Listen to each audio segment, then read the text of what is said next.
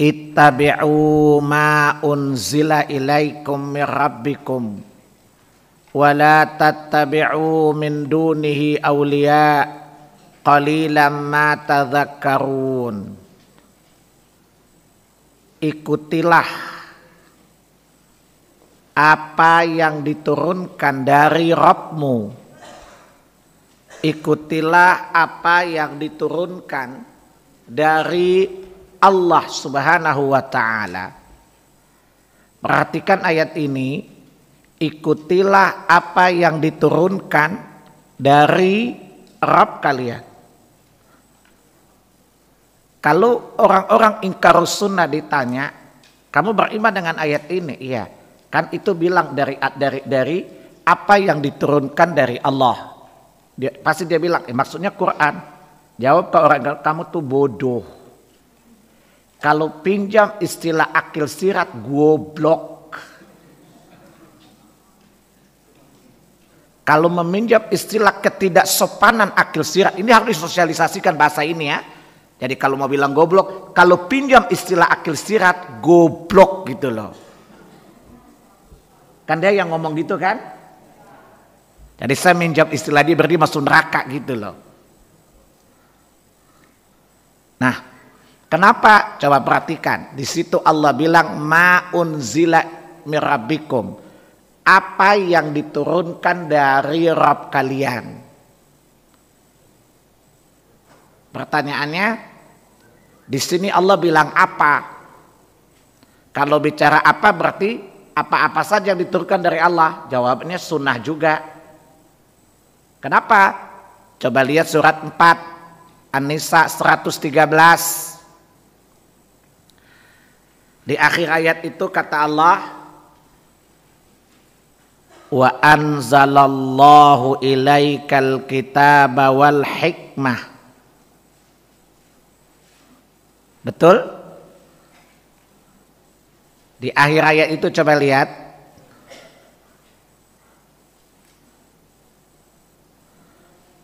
Udah ketemu belum?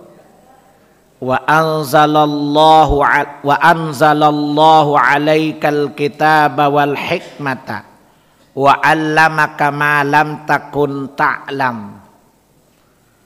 Allah lah yang menurunkan kepadamu Muhammad Alkitab dan Al-Hikmah. Alkitab Al-Quran, Al-Hikmah adalah sunnah. Berarti dua-dua ini yang dimaksud Allah di surat 7 ayat 3 kan?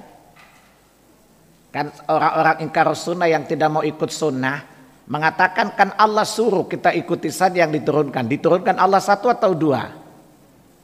Dua kan? Faham? Yaitu Alkitab dan Al-Hikmah. Wa apa kata Allah? Wa 'allamaka ma lam takun ta'lam. Dan Allah mengajarkan kepadamu Muhammad apa yang tidak kamu ketahui. Berarti sunnah sebagai penjelas dari Quran itu adalah datang dari Allah bukan? Jadi orang yang mengaku diri Qur'aniyun wal sunnah justru kamu kafir kepada Quran. Kamu gak benarkan Quran. Atau kamu pinjam istilah akhir sirat goblok memahami Quran. Meminjam istilah dokter akhir sirat ketua PBNU goblok memahami Quran gitu.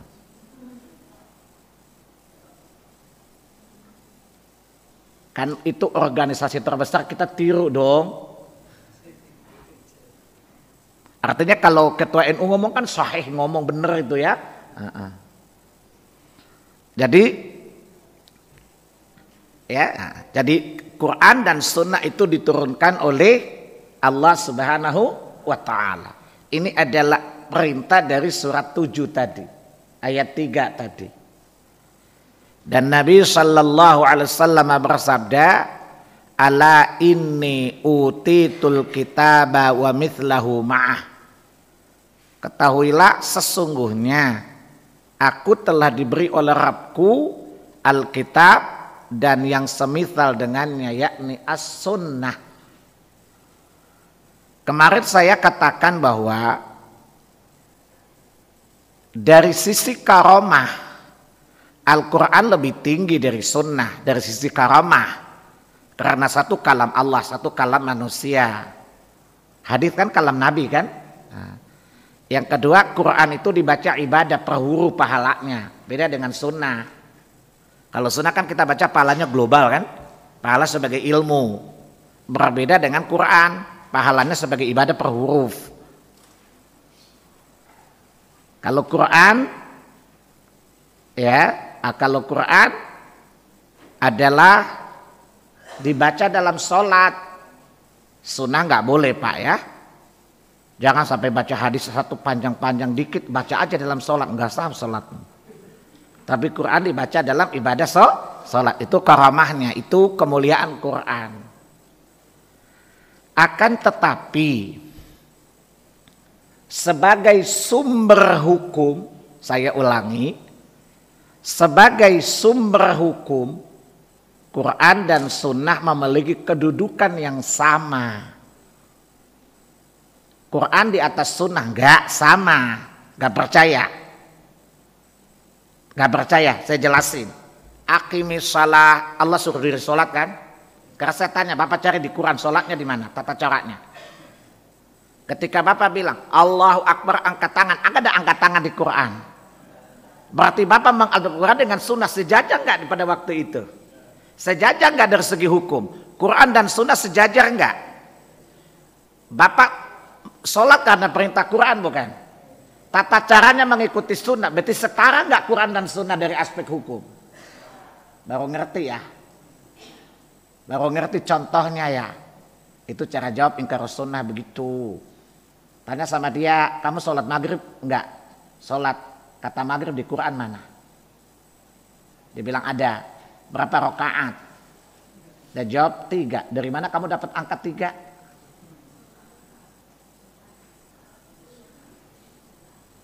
Nah, kita bilang kamu cari sampai kepalamu botak, tumbuh lagi, botak lagi, tumbuh lagi. Nggak ada tuh maghrib 3 rakaat di Quran kan? Kenapa kamu berani-beraninya sholat 3 rakaat? Sunnah yang menjelaskan bukan? Berarti Anda sudah mensejajarkan Quran dengan sunnah dalam praktek bukan? Anda pergi tawaf. Tawaf di mana? Ka'bah. Mulai dari mana tawafnya? Hajarul Aswad. Hajarul Aswad di kanan atau di kiri? Kiri. Berapa kali muter? Cari sampai bulu-bulu rontok 3 itu ada nggak di Quran? Ya nggak ada. Adanya mana? Allah bilang ayat tawafa bil baitil atiq. Maka tawaflah di rumah tua itu. Caranya nggak diterangkan kan? Maka ketika Anda lakukan 3 hal itu berarti Anda telah mengamalkan Quran bukan? Pada saat yang sama Anda mengatakan, oh Quran dan sunnah setara loh. Ngerti orang nak? Itu contoh akal dulu. Baru dalilnya, sebab ini kan udah aki-aki. Kalau dikasih dalil saya hakul yakin gak hafal deh. Kenapa? Pengalaman membuktikan, yang muda-muda aja gak hafal apalagi yang tua. Ini yang muda-muda abis ini saya tanya, berani gak? Mau terima tantangan gak? Tuh pada geleng kepala semuanya. Hari ini ditanya, bulan depan gak balik dia.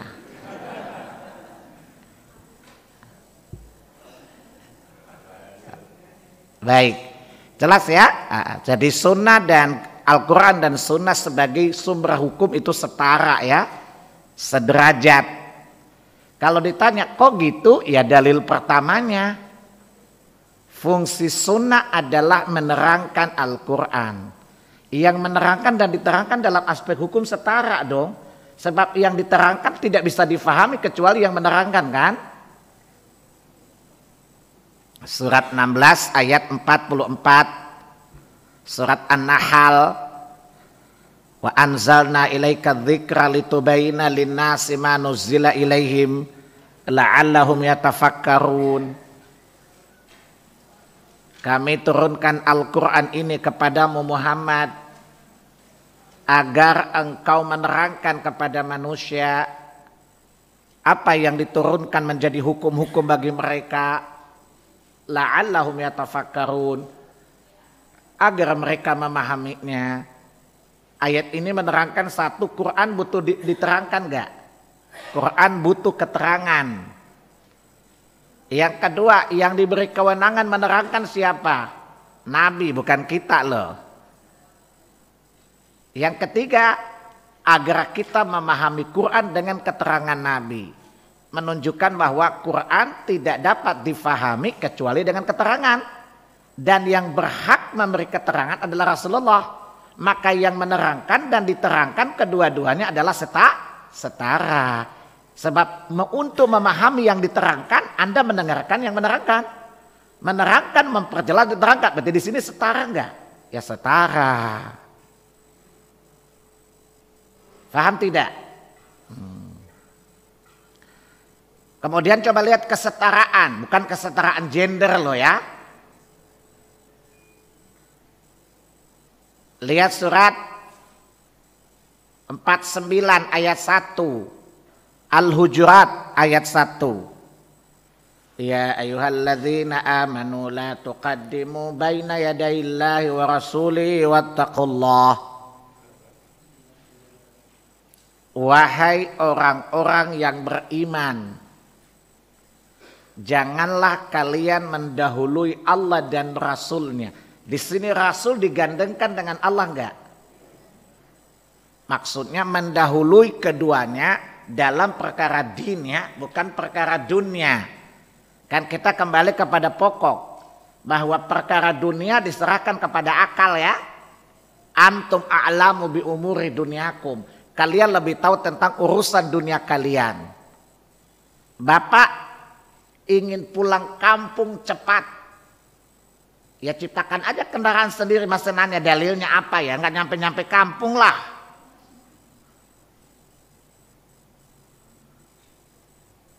Paham?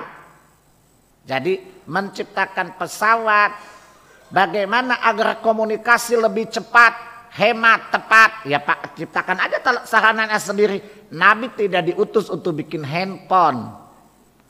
Jadi ada orang bilang, nah sedikit-sedikit bid'ah. Kalau begitu handphone bid'ah dong. Bilang dari segi bahasa, bukan dari segi syariat.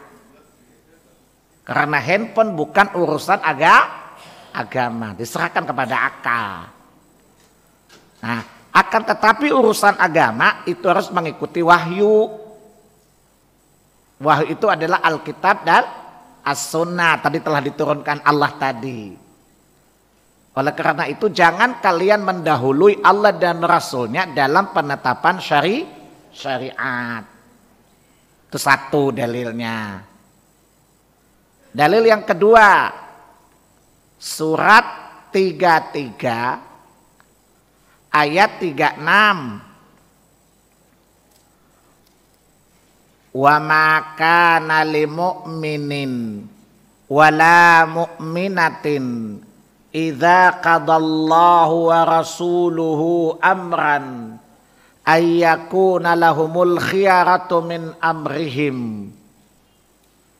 Tidak patut, tidak layak seseorang laki-laki dan wanita yang mengaku dirinya beriman kepada Allah dan Rasulnya, tetapi manakala Allah dan Rasulnya menetapkan hukum, di sini Allah bilang qada Allah dan qada Rasul, sama nggak di situ? Mereka punya pilihan hukum yang lain yang nggak boleh. Di sini ketika Allah menetapkan qada, ketetapan hukum, Allah menyertakan Rasulnya sejajar nggak di sini? Dalam aspek hukum, bukan dalam ibadah. Kalau ibadah kita ibadah kepada Allah ya, jangan ibadah kepada Muhammad, syirik loh.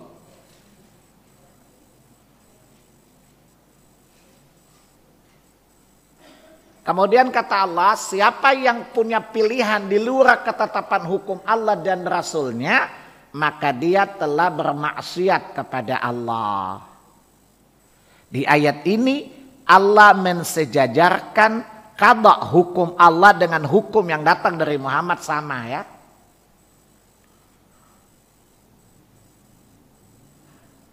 Sebenarnya banyak dalil ya, tapi saya cukupkan 3 ini saja. Kemudian lihat surat 4 An-Nisa ayat 80.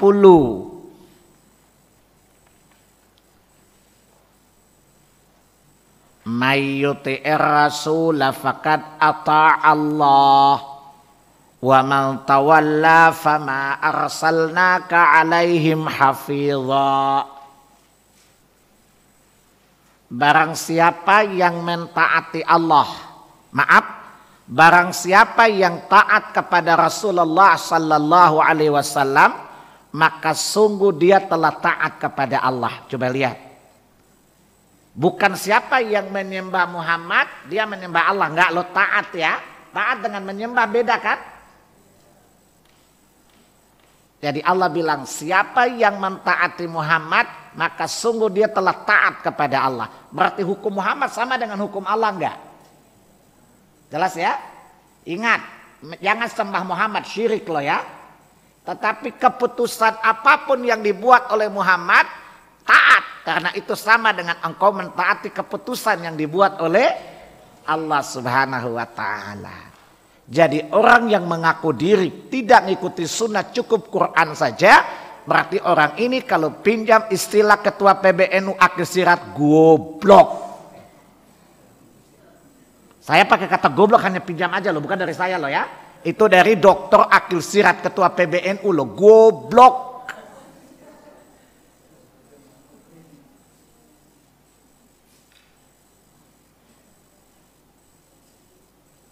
Jelas tidak?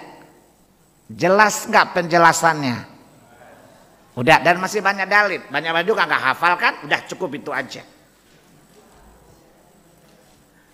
Baik. Nah, maka Bu, menghina sunnah-sunnah Rasul itu berarti sama dengan menghina Allah enggak? Orang yang melecehkan Rasulullah itu bisa kafir, bisa murtad. Tapi itu penjelasannya nanti, karena saya jelaskan. Banyak sekali sunnah-sunnah yang dianggap aneh dan suka dilecehkan. Di sini saya kemukakan 3 aja ya. Pertama isbal. Saya mau jelaskan isbal nih. Abis ini kalau masih ada celana panjang-panjang itu urusan law.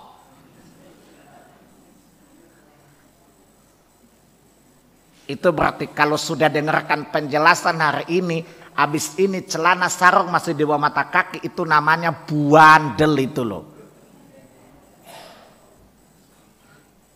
Kan gaya saya tidak suka basa-basi ya. Agama kan gak boleh ruang abu-abu ya. Sebab kalau basah bisa dikeringkan, kalau basi keracunan mati loh, mau. Bapak-bapak kalau dikasih makanan basi mau gak Pak? Kalau basah masih mau kan? Baik, ibu-ibu kalau urusan makanan langsung nyambung ya. Baik, ibu-ibu biasa kalau orang celananya cingkrang gitu ya, kebanjiran ya Pak. Gitu. Tadi dia istihza gitu ya, dia mengolok-olok orang. Ya, itu aliran ngantung itu. Tadi ada orang ini, saya mau ngadi pasalin tapi jangan sama orang yang celananya ngantung. Oh, kenapa Pak? Aneh aja celananya tinggi-tinggi gitu, kebanjiran aja. Begitu saya jelaskan panjang lebar, oh gitu ya Pak. Jadi biasa waktu celana mulai dicingkrang di atas gitu, Pak kenapa celananya gitu? Saya kan suka ngajar di Menara Mulia ya. Pertama saya ke situ, satpamnya nanya, Pak kenapa celananya cingkrang begitu Pak, ngantung? Saya nggak marah, saya cuma tanya, kerjaan you di sini satpam kan? Iya. Iya. Kerjaan you di sini apa? Satpam kan? Iya. Saya tanya, di SOP ada nggak ngurusin celana orang? Dia bilang enggak, kalau gitu tahu diri ya, sesuai pekerjaan, oke?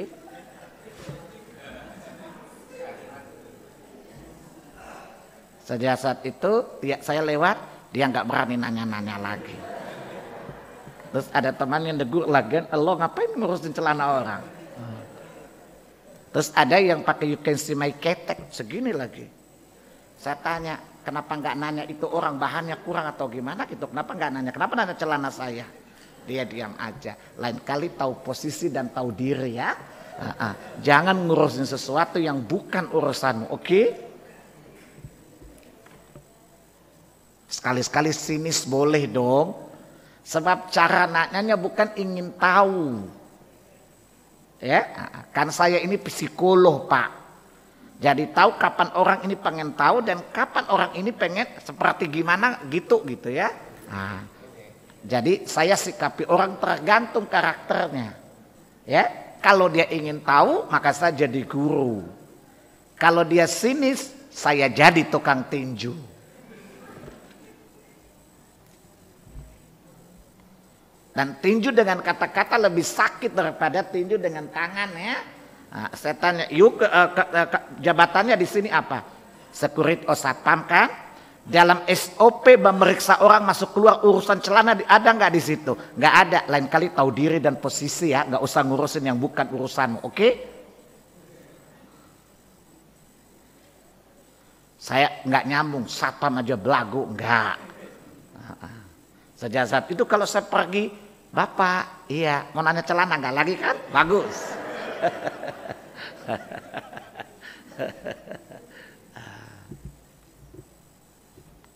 Saya pergi ke sebuah kedutaan sama juga. Ya Pak, kayaknya Bapak susah deh. Orangnya orang non muslim.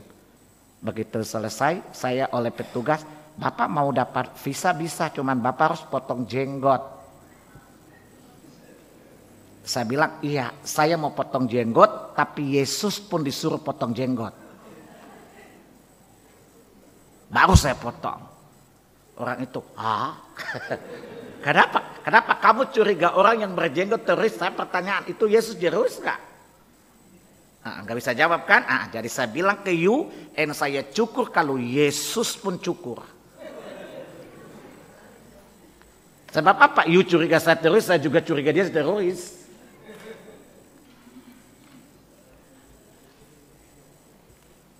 Ya, itu orang petugas hanya, gitulah. Jelas? Nah, ini sunnah-sunnah yang sering karena keterasingan kita. Kita tidak tahu bahwa ini adalah bagian dari syariat, bahwa berpakaian itu urf, kebiasaan. Tetapi bukankah Nabi juga sudah mengatur fikih libas, fikih tentang pakaian kan? Seperti laki-laki tidak boleh pakai sutra gitu ya. Bagaimana pakaian wanita menutupi seluruh aurat gitu ya. Jadi pakaian itu adalah perkara urf, tetapi juga diatur oleh syariat. Salah satunya adalah pakaian bagi laki-laki. Sesuatu yang dilarang dari laki-laki dari Rasulullah Sallallahu Alaihi Wasallam. Jadi saya ulangi, sesuatu yang dilarang oleh Rasulullah Sallallahu Alaihi Wasallam untuk dilakukan para laki-laki adalah memanjangkan celana, sarung, gamis atau baju apa saja yang menggantung dari atas ke bawah melebihi mata kaki. Manakala apakah itu imamah sorban, apakah itu gamis, apakah itu sarung, izar, apakah itu celana yang melampaui mata kaki namanya isbal. Beda-beda tipis dengan iqbal. Jangan abis ini kasih nama anak isbal ya. Paham? Ini berdasarkan hadis dari Abdullah bin Umar radhiyallahu anhuma. Qala Rasulullah sallallahu alaihi wasallam, al-isbalu fil izari wa qamisi wal imamati man jarra minha syai'an khuyala lam yanzurullahu ilaihi yaumal qiyamah. Rasulullah bersabda, isbal itu berlaku pada sarung, gamis dan sorban. Gamis berarti celana ya, karena fungsinya sama. Siapa yang memanjangkan, jadi kata Nabi saya ulangi, sarung, celana, gamis atau imamah, sorban yang memanjang sampai ke bawah. Jadi Nabi bahwa isbal itu menyangkut itu ya. Kemudian kata Nabi, siapa yang memanjangkannya karena sombong, maka Allah tidak melihatnya pada hari kiamat. Hadis ini sahih diriwayatkan oleh Abu Dawud, hadis nomor 4904.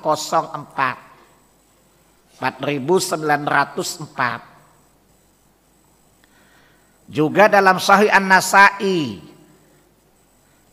nomor 4927. Juga dalam Sahih Ibnu Majah, dalam Sunan Ibnu Majah, ya, nomor 3576. Nanti dirujuk di sana. Faham ya? Nah, jadi itu pengertian isbal tadi ya, dari hadis tadi. Sekarang saya ingin menjelaskan dalil-dalil tentang larangan isbal itu banyak sekali. Hadisnya mutawatir.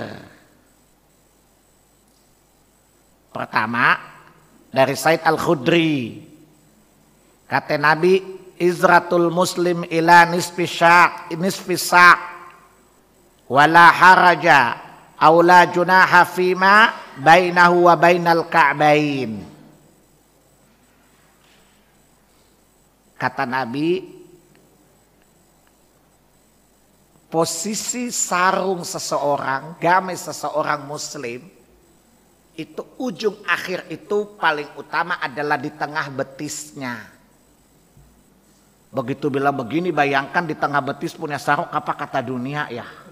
Ya terserah aja, itu Nabi, masa mikir dunia daripada lisan nabimu? Bayangkan kalau andai kata begitu hadis ini kita baca, yang terbayang apa? Aduh lucu deh ya. Ya, anak muda ke kantor pakai sarung di tengah betis. Kemudian kata Nabi, tidak berdosa, tidak mengapa kalau engkau di bawah itu dan atau di mata kakimu. Kemudian kata Nabi, makana asfala minal ka'baini fahuwa finnar. Apa saja yang melebihi mata kaki memanjang tadi, maka pelakunya di neraka. Jangan bilang begini, cuman segitu masuk neraka, yang tahu neraka lo apa Nabi? Kan gitu. Masuk neraka? Cuman hanya karena sarungnya panjang di bawah mata kaki? Masa sih? Saya pernah ngajar, orang kantor nanya, masa sih Pak? Saya tanya, yang melotot itu direktur lagi. Yang ngerti surga neraka lo apa Nabi? Yang tahu bahwa yang menyebabkan orang masuk surga dan neraka lo apa Nabi? Bininya bilang, sikat Pak Salim. Sebab ibu-ibu yang duluan sadar, bapaknya belakangan tuh biasanya. Yang kedua, emang lu kira Nabi itu kurang akal kayak Anda begitu? Lalu tinggal kerjaannya ngancam-ngancam orang gitu? Diam, dengerin, saya belum selesai ngomong. Kata begini, selesai pantesan bini gue berubah 180 derajat. Wong gurunya Pak Salim. Dulu bini saya penurut Pak. Sekarang susah diatur, dia ngatur saya loh. Kalau saya bilang, loh yang jadi suami saya kenapa kamu ngatur? Enggak, mulai hari ini kamu dan saya diatur Allah, ngerti? Gitu Pak. Kenapa kita numpang di bumi Allah? Rumah ini yang kasih Allah, begitu semuanya. Oke, numpang kok ngotot. Jadi saya tidak bayangkan kok bini saya berubah. Cuman teman-temannya bilang, itu kan gara-gara Pak Salim, makanya bini lo berubah. Pas saya lihat Pak Salim, emang benar. Cuman saya nggak punya alasan Pak, soalnya saya nggak hafal Quran, dia lebih hafal dari saya. Saya dalam hati, ternyata ini imam udah kentut masih bertahan jadi imam, bayangin. Saya bilang, Bapak nggak berusaha untuk memperbaiki kualitas keimamannya Pak? Tuh Bapak imam kentut tahu? Iya juga sih. Tadi Bapak harus ngaji tiap minggu saya ruqyah Pak? Iya insya Allah. Di ruqyah udah baik sekarang. Kata istrinya, Pak Salim, penghasilan kami berkurang banyak, kan tadi direktur bank kan. Udah berhenti kan? fasilitas kami tidak semewah dulu, tapi demi Allah aku bahagia sekarang. Kenapa? Kalau laki disuruh dia main tanya mana dalilnya. Bahagia sekali. Dan sekarang dia jadi juru dakwah loh buat teman-temannya yang bekerja di bank konvensional. Jelas ya? Dari dia di bank konvensional pemerintah undang saya ceramah pakai nanya lagi. Masa sih? Ya. Jadi itu hadisnya jelas ya.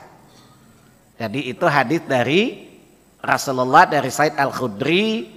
Nanti lihat Sunan Abu Daud nomor 4093. Ibnu Majah 3573. Ya, disahihkan oleh Syekh Al-Albani. Ya, nanti lihat kitab As-Sahihat nomor 2017.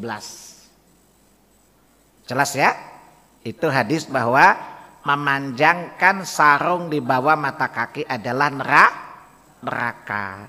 Tapi terserah sih kalau bapak-bapak bilang nggak apa-apa, gue siap masuk neraka, silakan aja.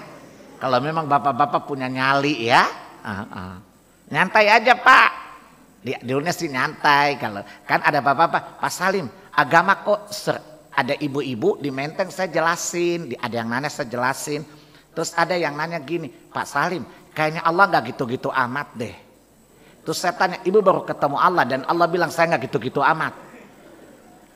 Yang nggak juga sih diam. Lalu ibu tuh gurunya setan. Pak Salim jangan ngancam. Lihat aja surah 22 ayat 3. Orang berdebat berkelahi bicara tentang Allah tanpa ilmu tuh gurunya setan. Saya kira ibu baru ketemu Allah terus Allah bilang saya nggak gitu-gitu amat gitu. Ibu datang sini bilang. Ya, dia bilang gini, Pak Salim, otak bapak terbuat dari apa sih? Orang ngomong begini, jawabnya begitu.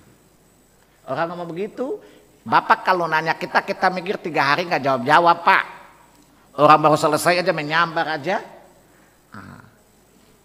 Saya bilang luruskan pikiranmu sesuai dengan apa yang dimaui syariat pasti cerdas deh. Kan nggak usah neko-neko kan? Jadi itu dalil pertama.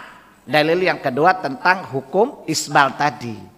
Diancam dengan neraka. Tapi up to you, terserah lo. Kalau memang punya yang muda-muda nekat masuk neraka. Kira-kira kalau ada yang bilang saya siap masuk neraka. Sesudah ini saya minta korek api, saya bakar jarinya, mau nggak? Mau nggak pak? Itu uji coba neraka dulu, bakar dulu tangannya. Baik, hadits yang ketiga. Hadits yang ketiga dari Abi Hurairah radhiyallahu anin Nabi sallallahu alaihi wasallam ma asfala minal ka'baini min izarin fa finnar. Nabi bersabda setiap pakaian yang panjangnya di bawah mata kaki maka tempatnya neraka. Hadis ini diriwayatkan Imam Bukhari dalam sahihnya nomor 5884. Imam Muslim dalam sahihnya nomor 2085. Jelas nggak hadisnya? Tidak perlu penafsiran lagi ya? Udah jelas hadisnya ya?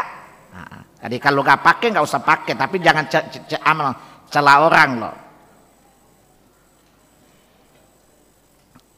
Hadits dari Ibnu Umar radhiyallahu an.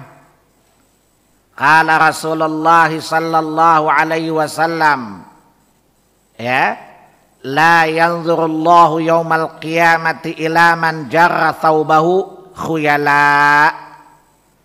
Nabi sallallahu alaihi wasallam bersabda, Allah tidak akan melihat kepada orang yang memanjangkan pakaiannya karena sombong. Nanti pertanyaan, oh kalau tidak sombong nggak apa-apa. Nanti ada hadis lain yang menjelaskan memanjangkan sarung itu tanda sombong. Nanti ada hadisnya, tenang dulu, jangan itu, jangan kegeeran. Hadis ini sama dengan tadi, muttafaq alaih, Bukhari dan Muslim. Hadis berikutnya. Nah yang sholat nih perhatikan. La yanzurullahu ila salati rajulin ya yajuru izarahu batara. Ya, Allah tidak melihat salat seseorang yang menjulurkan kainnya di bawah mata kaki karena sombong. Hadis ini sahih diriwayatkan Ibnu Khuzaimah dalam Sahih Ibnu Khuzaimah nomor 781. Beliau menuliskannya bahwa larangan memanjangkan sarung ketika sholat. Ayat ini tidak bilang sholatnya tidak sah, sholatnya sah, tapi Allah nggak butuh sholatnya. Jadi secara fikih sholatnya sah, cuman Allah tidak pengen lihat sholatmu. Kalau Allah tidak pengen, ngapain juga lu sholat? Paham maksudnya? Oh kalau begitu nggak usah sholat, terserah, tapi dicekik. Nah, kan gitu. Jelas ya Pak? Jadi sholatnya sah. Hadis yang mengatakan ada orang sholat kemudian isbal lalu Nabi suruh tadinya tidak sahih. Ya, ada hadis yang lain Allah tidak melihat orang yang tidak sholatnya dengan isbal. Allah tidak peduli walaupun dia meninggalkan yang haram.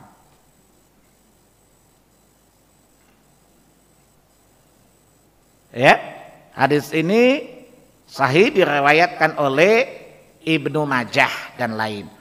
Coba lihat hadis ya, dari Abdullah bin Mas'ud ya. Barang siapa yang menjulurkan kainnya di bawah mata kaki dalam sholat karena sombong, maka Allah tidak akan melepaskannya dari dosa dan tidak memeliharanya dari amal buruk. Allah biarkan dia dalam dosa maksudnya. Hadis riwayat Abu Daud nomor 637. Ya dengan sanad yang sahih.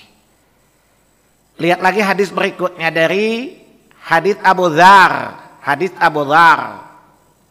ya, anin Nabi sallallahu alaihi wasallam qala, dari Nabi sallallahu alaihi wasallam beliau berkata, salasatun la yukallimuhumullahu yaumal qiyamah wa la yanzuru ilaihim wa la yuzakkihim wa lahum adzabun alim.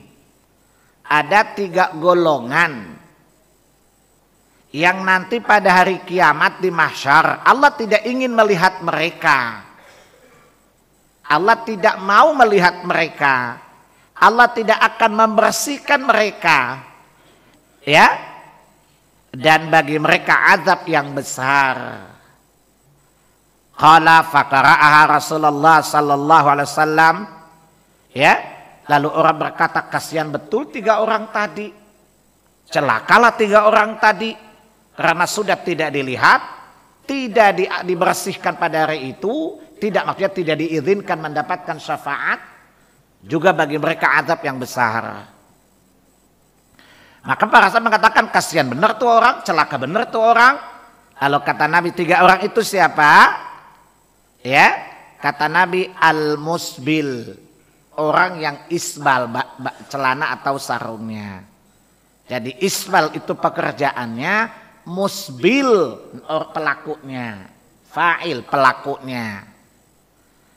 Yang kedua al-mannan, suka mengungkit-ungkit pemberian. Dan orang yang mengungkit-ungkit pemberian masuk neraka kan? Surat 2 Al-Baqarah 264. Ya ayyuhalladzina amanu la tubtilu shadaqatikum bil manni wal adza kalladzi yunfiqu malahu ria'an nasi wa la yu'minu billahi wal yawmil akhir, dan seterusnya. Surat 2 Al-Baqarah 264. Ibu-ibu kalau nomor surat kayaknya lama, tapi nomor baju paling cepat deh.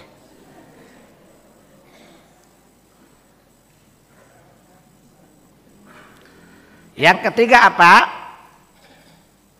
Wal munafiqu sil'atu bil halfil kadzib. Orang yang bersumpah bohong untuk melariskan dagangan. Suka bersumpah untuk melariskan dagangan. Pak, dikurangin Pak, wallah untungnya dikit aja. Udah untungnya gede bilangnya untungnya dikit. Nah, saya tanya, bersumpah palsu, bersumpah dusta untuk melariskan dagangan haram atau halal? Mengungkit-ungkit pemberian halal atau haram? Berarti tadi isbal disejajarkan dengan dua perbuatan haram enggak? Dalam kaidah usul fikih, sesuatu yang disejajarkan, disetarakan, disebutkan bersama dengan haram, maka hukumnya apa? Haram. Paham? Itu satu. Yang kedua, kenapa haram? Karena Allah memberikan ancaman yang berat di hari kiamat. Sesuatu kalau diancam dengan ancaman yang berat, wajib dijauhi atau didekati? Wajib dijauhi. Haram didekati atau haram boleh didekati? Haram didekati. Berarti bapak-bapak udah makin pintar aja nih, ngerti usul fikih. Paham? Jadi salah satu perbuatan yang diharamkan itu tidak dikatakan haram, akan tetapi diberi sanksi yang berat. Kalau sanksinya berat berarti wajib dijauhi. Haram didekati. Betul ya? Hadis ini disahihkan oleh Muslim dalam sahihnya hadis nomor 106. Begitu juga Musnad Ahmad, Abu Daud, An-Nasai dan yang lain. Juga Ad-Darimi dan Ibnu Majah. Imam An-Nawawi rahimahullah berkata, makna sabda Nabi sallallahu alaihi wasallam ya tidak ditazkiyah apa? Tidak akan mensucikan mereka dari kotoran-kotoran dosa mereka pada hari kiamat. Salah satunya dengan mendapat syafaat. Ya, jelas ya, Bu, Pak, sekarang bapak-bapak nih. Dari hadis-hadis tadi, para ulama lalu berbeda, mengambil dua kesimpulan hukum itu dua. Pendapat yang pertama mengatakan bahwa isbal hukumnya haram secara mutlak. Haram secara mutlak. Dengan dalil-dalil tadi. Kelompok yang kedua mengatakan bahwa isbal itu hukumnya makruh. Tidak sampai haram kalau dilakukan tanpa sombong. Tetapi kalau dilakukan dengan sombong maka hukumnya haram. Pendapat yang kedua lemah. Karena dipatahkan oleh hadis dari Abu Daud juga. Saya bacakan hadisnya dari Jurai, ya, dari Jurai bin Sulaim, bahwa ada seorang datang kepada Nabi dengan sarungnya isbal. Lalu apa kata Nabi? Irfa izarak. Angkat pakaianmu, angkat sarungmu tadi, naikin. Ila nisfi sak, sampai di tengah betismu, kata Nabi. Perhatikan. Jadi ada orang datang kepada Nabi dengan sarungnya memanjang melebihi mata kaki. Kata Nabi, irfa izarak ila nisfi sak, angkat sampai di tengah betismu.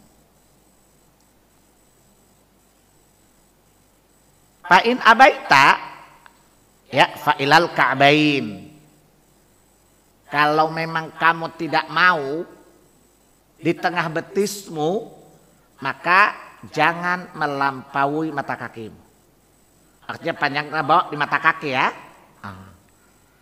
Kemudian kata Nabi, wa iyyaka wa isbal. Ya. Apa kata Nabi? Wa iyyaka wa isbalul izar. Jauhilah isbal. Ya, kemudian kata Nabi, fa innaha minal makhilah. Karena isbal itu adalah perbuatan sombong. Innallaha la yuhibbul makhilah. Dan Allah tidak suka kepada orang yang sombong.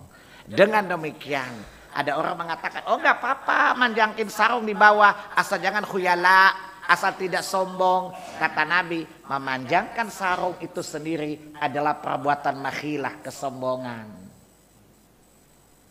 Jadi manjanginnya sombong.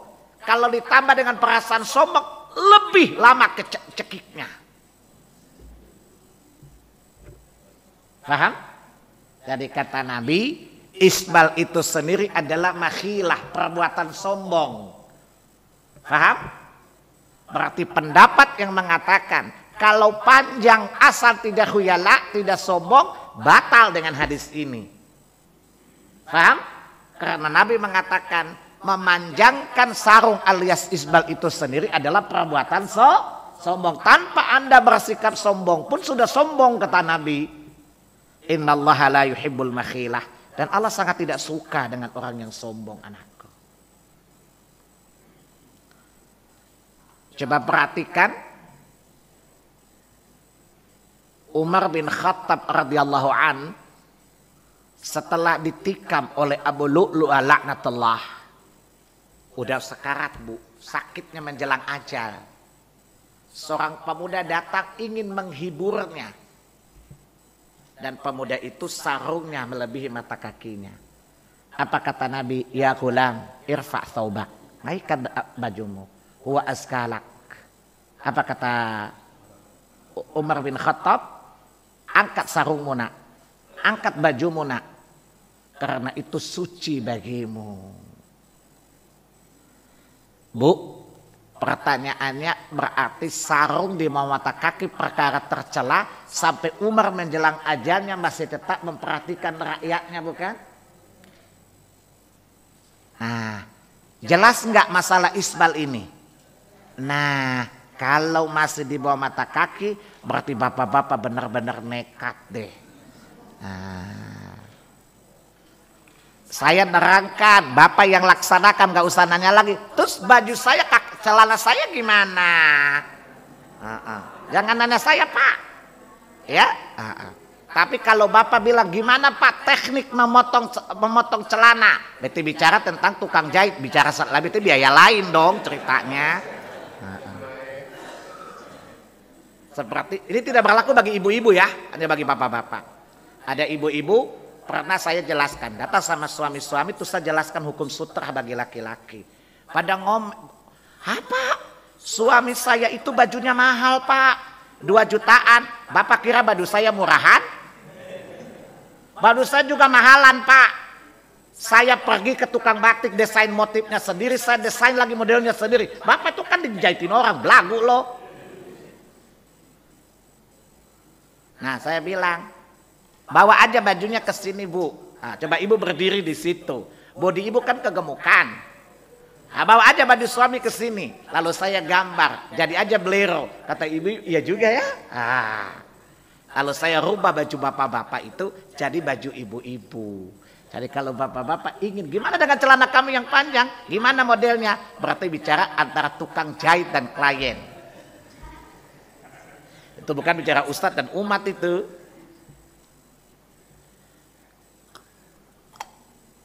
Jelas ya? Tentang isbal tadi ya. Jadi dengan demikian pendapat yang mengatakan asalkan tidak khuyala itu batal.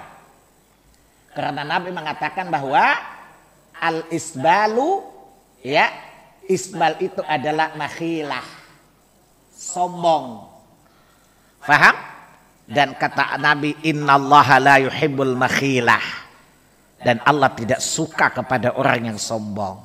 Dan sombong hukumnya haram. Jelas nggak bapak-bapak? Masih mikir-mikir kah? Masih mikir-mikir nggak? Bu, sami'na. Itu baru bapak gentleman. Gentleman itu kan ada di surat berapa? Surat 24 ayat 51 kan? Innama kana qaulal mu'minina idza du'u ila Allahi wa rasulih liyahkuma bainahum ayyaqulu sami'na. Seorang mukmin yang sejati itu, yang gentleman itu, kalau dipanggil oleh Allah dan Rasulnya, lalu Rasul memerintahkan mereka dengan satu hukum, lalu mereka katakan siap ya Rasulullah. Ya, bencana siap, tentara siap, sunnah nggak siap. Jelas ya? Itu sunnah-sunnah bagi laki-laki yang sering lecehkan karena ketidaktahuannya terhadap sunnah. Jelas tidak? Oke, nggak usah dipikirin ya.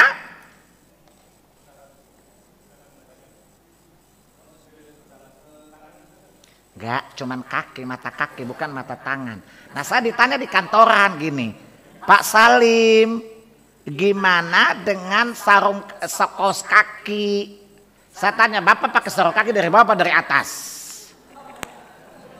Saya tanya orang yang nanya, kan orang suka itu. Gimana dengan sarung kaki, Pak? Saya tanya, Bapak pakai sarung kaki dari atas atau dari bawah? Dia bilang dari bawah, nggak masuk hadis ini. Kecuali Bapak pakai sarung kaki dari atas ke bawah, Pak. Maka masuk hadis tadi.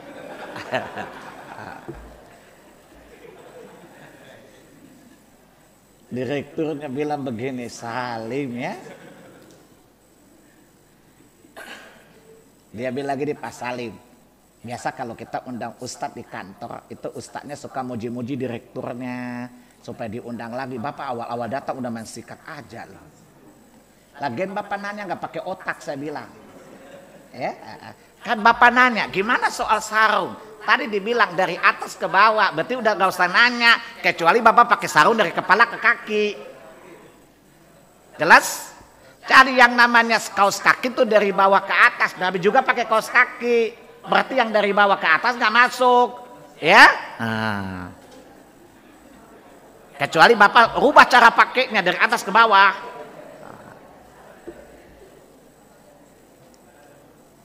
Orang-orang gelang-gelang pahala, ya Allah, Salim. Ya, soalnya kadang-kadang umat itu lebih galak dari ustadznya. Jadi sebelum dia galakin saya galakin dua duluan. Nah, yang kedua jenggot.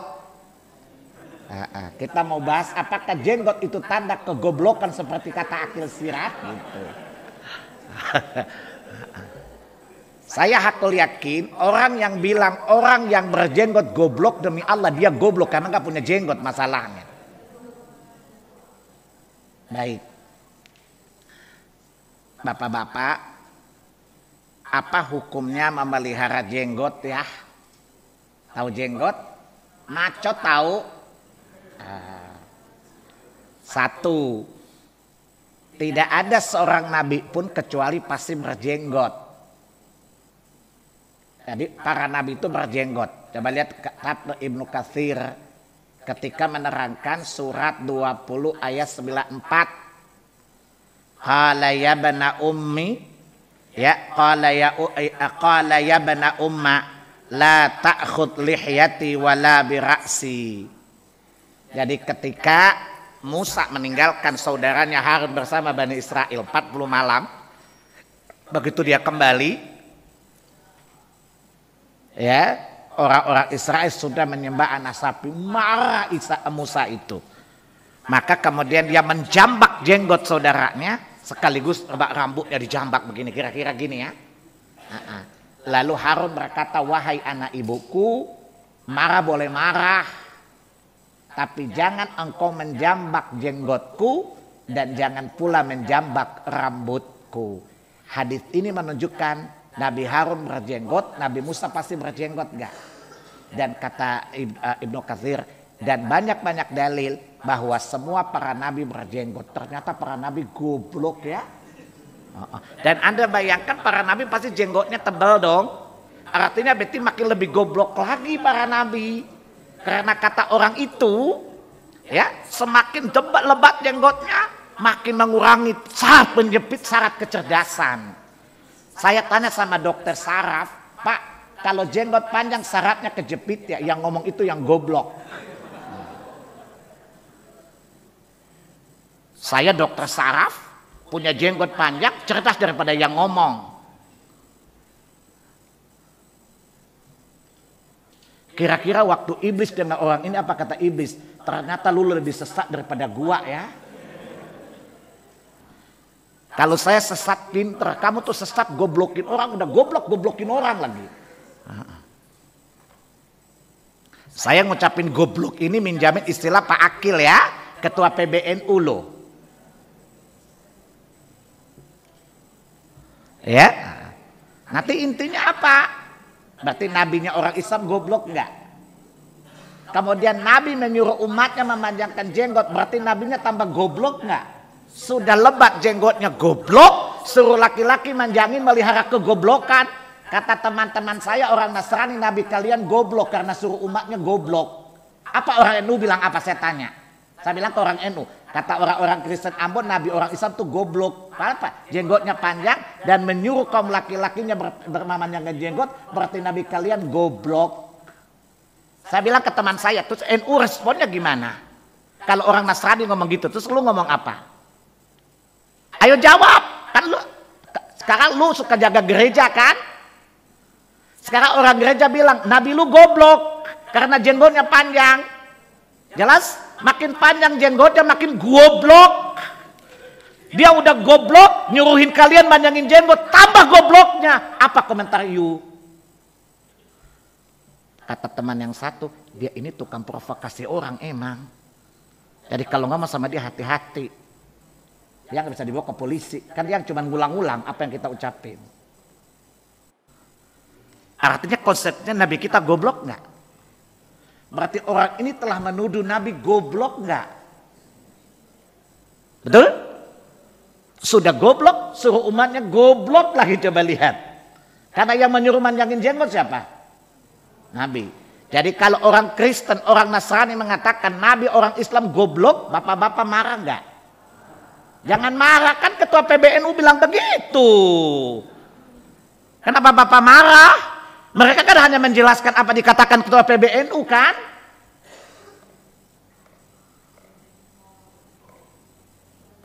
Jelas ya? Jadi jangan salahin mereka, mereka kan hanya ngulang aja. Tidak ada yang salah dengan ucapan orang Nasrani kan? Karena orang yang jenggot digoblokin, digeneralisir bukan? Menunjukkan orang berjenggot termasuk para nabi goblok bukan? Udah gitu Nabi memerintahkan kita berjenggot lagi. Namanya apa? Udah goblok melihara goblok lagi kan gitu. Paham? Jadi mulai hari ini nggak usah ribut soal kartun Nabi ya. Saya heran ketika kartun bapak-bapak ngamuk. Tetapi ketika orang menghina Nabi kalian goblok kok diam-diam aja. Jadi nggak usah lebay deh. Andai kata Nabi hadir, kita hadapkan kepada Nabi. Yang satu bilang anda goblok karena berjenggot. Yang lulusan apa? Lulusan Ummul Qura lo Nabi gitu kan.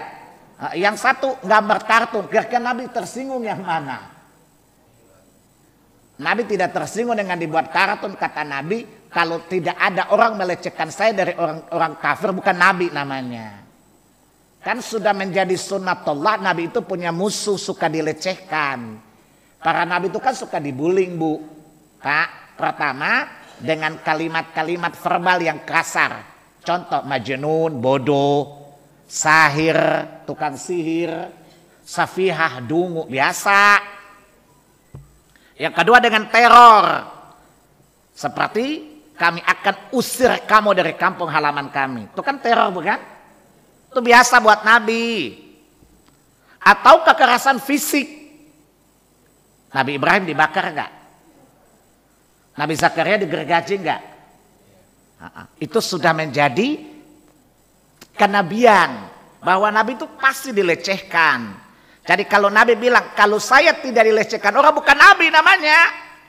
Tetapi yang tidak masuk di akal saya, orang tinggal di Saudi, sampai brojol 4 orang anaknya dijamin oleh pemerintah Saudi, sampai selesai S1 sampai S3 doktornya, dan dulu dia berjenggot, ternyata tiba-tiba mengatakan yang berjenggot goblok. Kira-kira Nabi bilang apa? Ya, pasti Nabi mengatakan yang nggak masuk akal yang ini gitu loh. Kalau yang itu saya nggak pusing, emang udah dari sono penyakit bawaan itu orang kafir.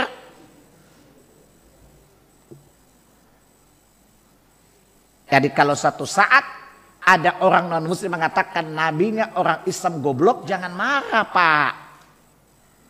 Paham? Atau misalnya orang Nasrani berkata Muhammad bukan juru selamat, yang juru selamat adalah Yesus. Jangan marah. Kan kata Profesor Quraisy Shihab, Nabi nggak dijamin masuk surga kan? Makanya ketika orang ini mengatakan profesor ini tidak berjenggot, cerdas. Saking cerdasnya dia bilang Quran kita paling porno, bukan tuh cerdasnya, coba lihat. Si fulan itu tidak berjenggot, cerdas. Saking cerdasnya memvonis Nabi tidak dijamin masuk surga. Cerdas nggak tuh orang? Si fulan tidak berjenggot, cerdas. Dia bilang semua agama sama masuk surga. Itu cerdas nggak? Tapi apa kata setan? Cerdas sih cuman asisten gue. Saya tanya, iblis bodoh atau pinter? Iblis pinter. Maka iblis tidak pernah cari kader orang bodoh, Pak. Yang satu cerdas, bilang Quran kita paling porno, bukan? Yang satu cerdas, semua agama sama masuk surga, bukan? Yang satu cerdas, Nabi nggak dijamin masuk surga. Itu cerdasnya luar biasa. Sampai setan aja bingung, coba lihat. Setan bilang sejahatnya gue nggak berani ngomong gitu deh.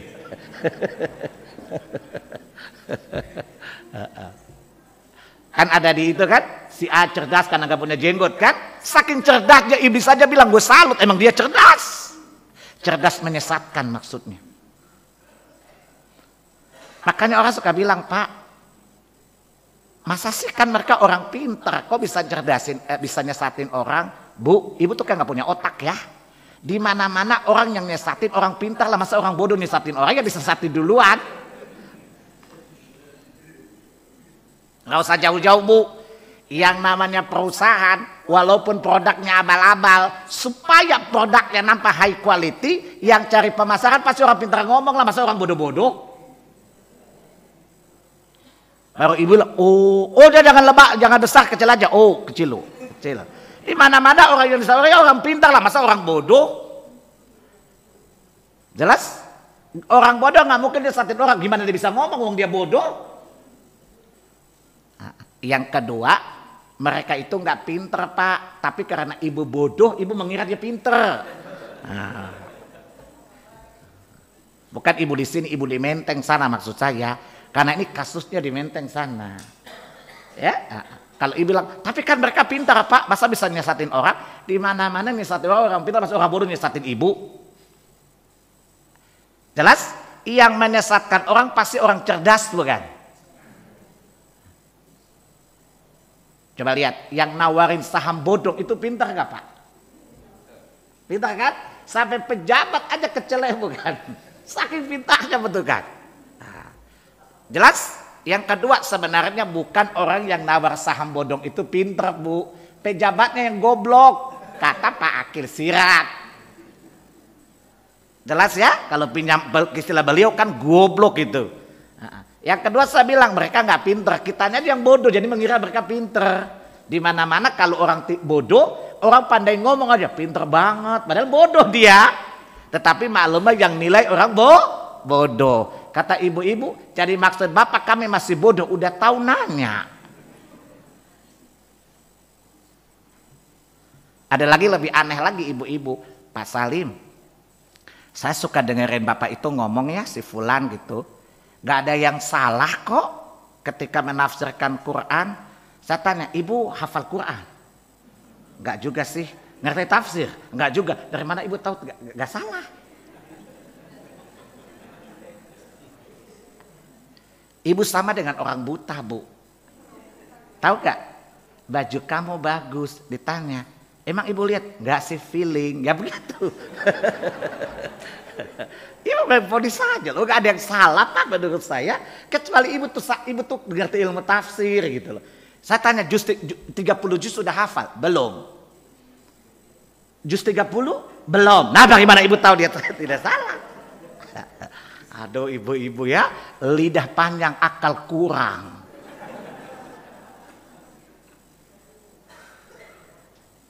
Soalnya ini menurut saya ini ibu-ibu Pak Salim. Pak Salim ngomongnya kok saklek amat sih? Karena ibu itu tadi kanker stadium 4B, Bu. Nggak bisa dikemo lagi, Bu, diamputasi. Itu harus dioperasi, Bu. Itu fatal loh pemikiran kayak tadi. Artinya kalau bukan ahlinya diam, nggak usah ngomong gitu ya. Ya menurut saya sih nggak apa-apa Bu, Pak, nggak ada yang salah. Nah, saya tanya, ibu ngerti Quran? Enggak sih. Ngerti hadis? Enggak sih. Ngerti usul fikih? Enggak sih. Ngerti ilmu tafsir? Enggak juga sih. Kenapa ibu bisa nilai? Ibu sama dengan penonton Bu, mendahului juri. Hati-hati ya ibu-ibu assalam ya. Jangan panjang lidah daripada akal ya. Nah, kalau ibu ngomong sama saya, lalu ibu-ibu itu bilang, Pak Salim gila ya jawabnya ya. Terus saya jawab, saya tuh gila beneran. Ibu benar-benar gila. Nah. Kata ibu, ada aja bahasanya. Ya kayak tadi, kayaknya Tuhan, kayaknya Allah gak gitu-gitu amat. Ibu udah ketemu Allah dan Allah ngomong ke ibu, Allah gak gitu-gitu.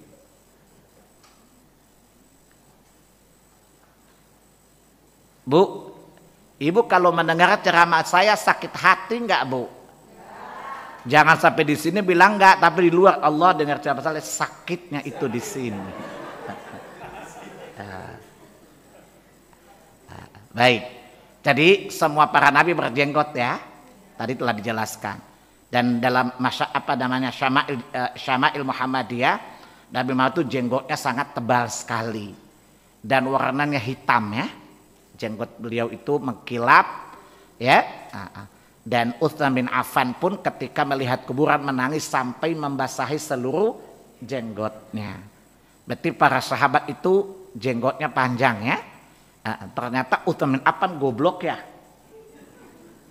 Kalau pakai orang Indonesia.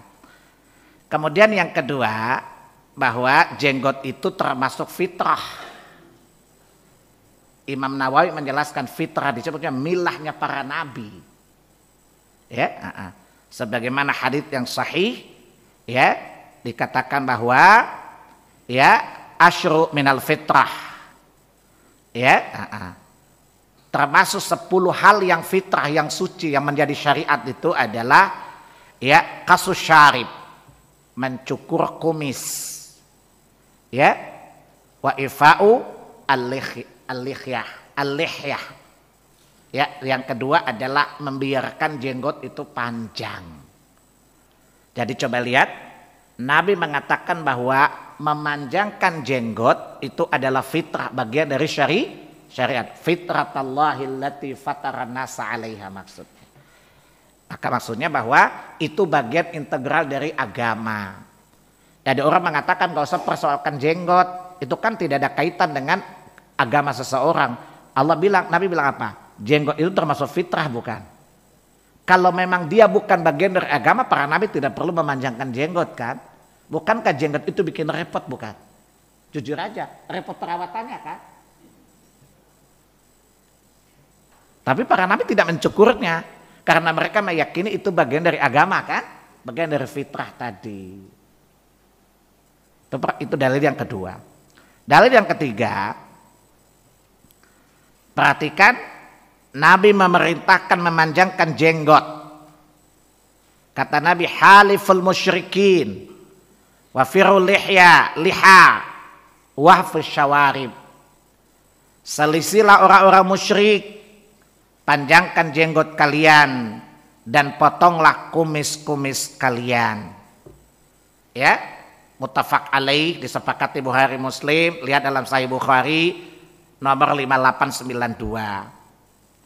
Lihat dalam Sahih Muslim nomor 259. Dari Abi Hurairah radhiyallahu an. Dari Ibnu Umar, juga dari Abi Hurairah radhiyallahu an. Nabi sallallahu alaihi wasallam mengatakan, ya, judul syawarib, pangkaslah kumis, ya, wa khul liha, dan panjangkan jenggot. Khaliful majus, selisilah orang-orang majusi. Lihat dalam Sahih Muslim 260. Bu, Bapak, tadi hadis tadi nadanya perintah kan? Dalam kaidah usul fikih, hukum asal perintah adalah wajib. Tidak boleh dipalingkan menjadi sunnah kecuali ada dalil.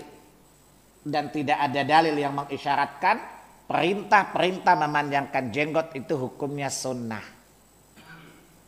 Pertama dengan perintah, kedua tujuannya menyelisihi orang-orang musyrik, dan itu banyak sekali larangan dalam Quran. Jelas ya? Ada ustadz bilang begini, sekarang nggak usah cukur jenggot, panjang jenggot, karena orang-orang Yahudi juga udah panjang jenggotnya. Saya tanya, jadi kalau orang Yahudi masuk Islam, apa masuk Yahudi karena dia boleh ikut mereka? Ini ustadz juga perlu diruqyah juga ini. Nah, berarti memanjangkan jenggot itu perintah bukan?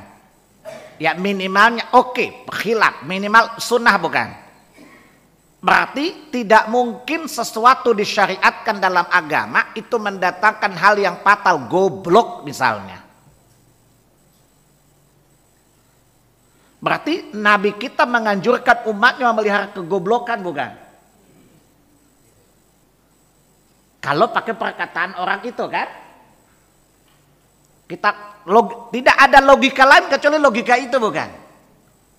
Kalau memanjangkan jenggot itu goblok, berarti Nabi pasti goblok. Karena dia bilang makin lebat, makanya emosional, temperamental, karena akalnya, rasionalnya nggak jalan.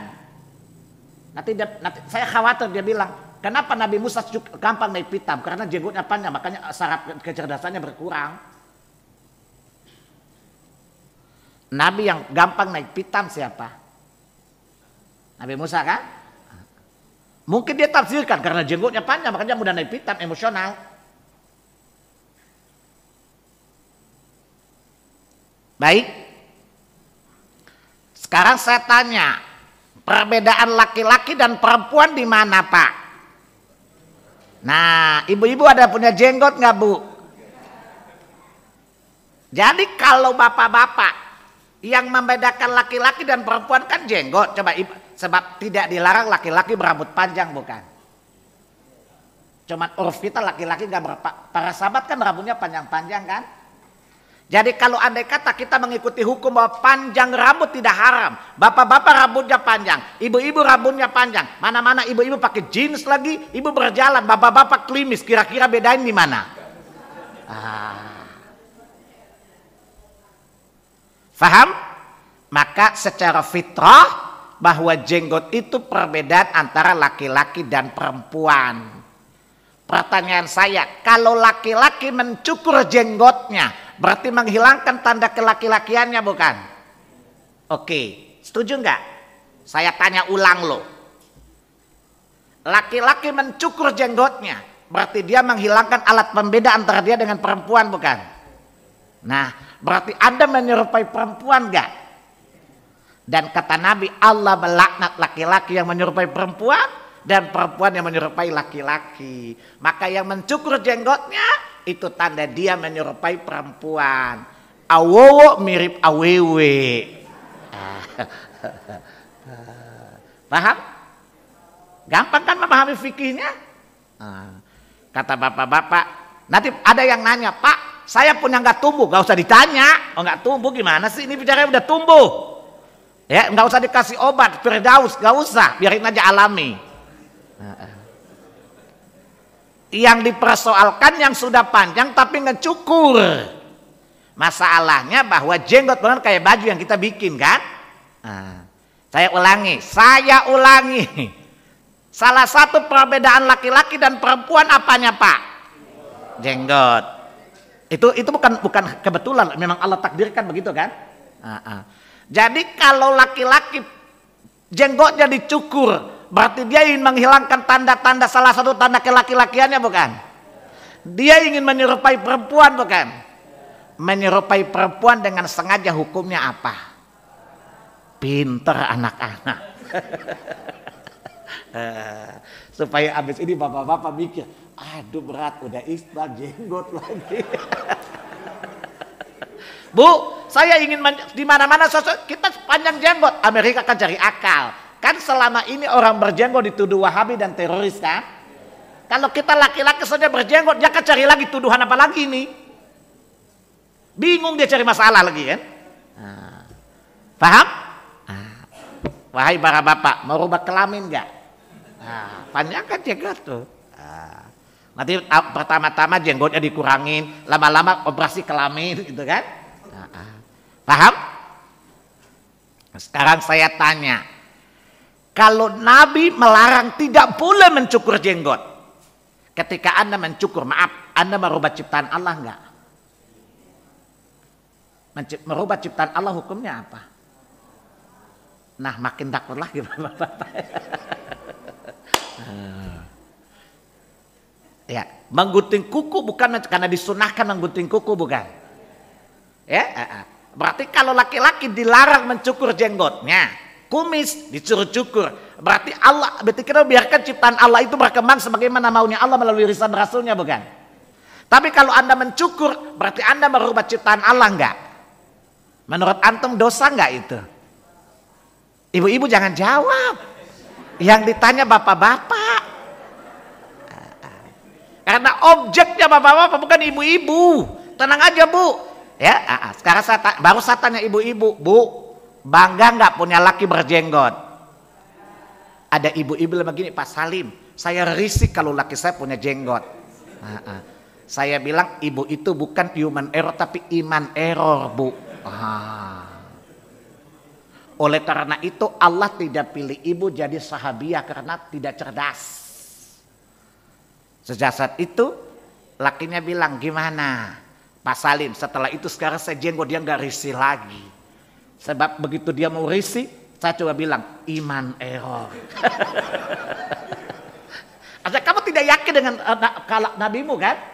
Kalau tidak dengan yakin nabimu, padahal orang mukmin itu kan membenarkan apa dikatakan nabi kan? Jadi kalau dia mulai komentar itu jenggotnya diperbaiki, iman error, ya gak jadi juga Pak Salim.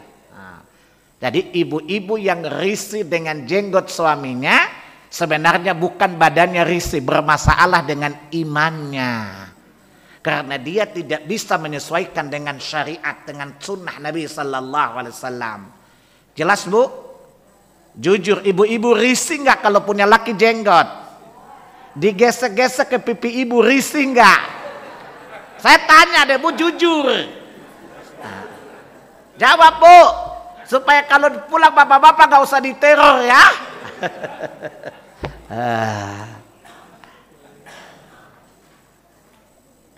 Ibu-ibu jawab.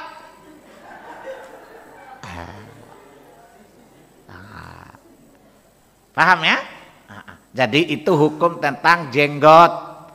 Begitu juga hukum tentang isbal tadi. Saya terangkan tadi dalilnya jelas tidak? Jelas ya? Jadi saya mempermudah pembahasannya, tetapi ingat bahwa kita sedang diuji oleh Allah.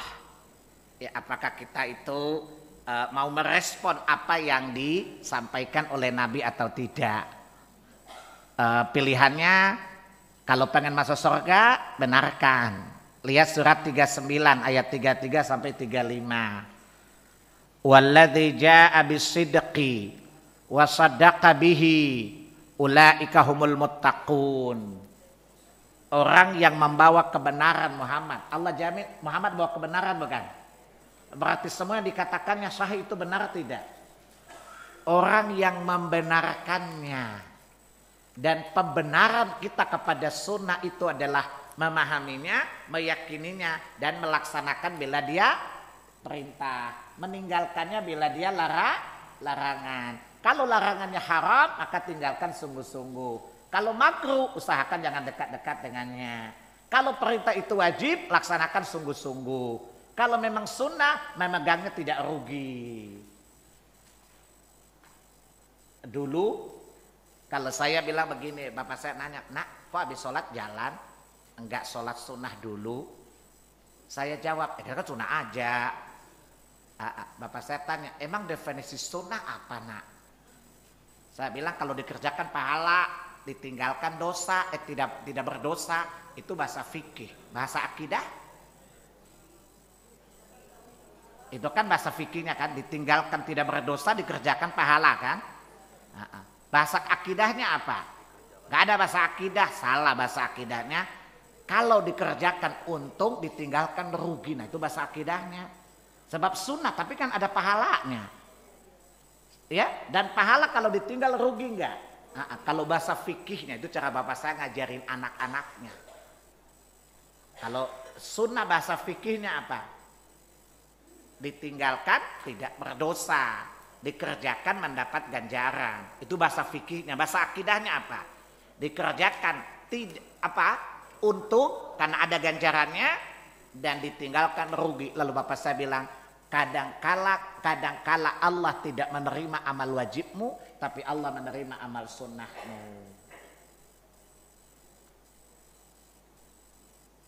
Sebab kalau bicara untung dan rugi dan untung lebih mengena daripada tadi ya. Coba bapak-bapak saya tanya. Taruhlah sunnah. Bapak-bapak kalau ditawarin lembur dengan honor lebih besar, bapak mau nggak Pak? Ini bapak-bapak jawab cepat. Nah, lembur itu sunnah bukan? Urusan dunia lu embah loh. Urusan akhirat itu kan sunnah aja. Urusan dunia lembur diambil, lumayan buat ngopi-ngopi katanya. Lembur diambil bukan? Lembur itu kan bukan wajib kan?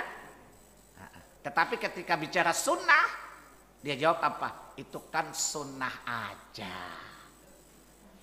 Padahal coba lihat, Anda lembur 7 tahun belum tentu pergi haji kan? Tapi kalau Anda sholat syuruk saja pahalanya haji dan umrah enggak? Nah, ini namanya orang yang menurut Pak Akil Sirat goblok. Kenapa? Kamu kalau habis subuh tinggal dulu di masjid, zikir, baru sholat syuruk, itu kan sunnah aja. Coba lihat. Padahal pahalanya haji dan umrah yang sempurna bukan? Padahal Anda sampai pensiun dari PT Pupuk Sriwijaya, lemburnya dikumpul bisa pergi haji nggak Pak? Bisa kan? Sampai antara ini pahala haji dan umrah sempurna enggak? Coba lihat, urusan dunia dia embat, urusan akhirat sunnah aja. Kalau pakai ketua PBNU apa? Goblok gitu. Paham kan? Karena apa? Meninggalkan yang bermanfaat dan mengerjakan yang tidak bermanfaat. Paham anak-anak? Dan bayangkan kalau Anda berjenggot sampai ajal menjemputmu. Berarti selama jenggot itu ada pahala mengalir terus bukan? Subhanallah, luar biasa kan? Karena Anda ikhlas karena Allah, cinta kepada nabimu. Coba lihat, pertama Anda ikhlas, dapat pahala enggak? Yang kedua, Anda lakukan karena ittiba kepada sunnah Nabi, Allah mencintaimu enggak? Maka selama Anda isbal, tidak dapat pahala saja karena keikhlasanmu, tapi Anda mendapatkan kecintaan Allah sepanjang hidupmu bukan? Sepanjang jenggotmu ada, Anda yakin ini sunnah nabimu dan Anda lakukan, maka Anda dapatkan enggak janji Allah di surat 3 ayat 31. Qul in kuntum tuhibbunallaha fattabi'uni yuhibbukumullah wa yaghfir lakum dzunubakum. Jelas tidak? Jadi carilah cinta Tuhanmu dengan jenggotmu. Paham?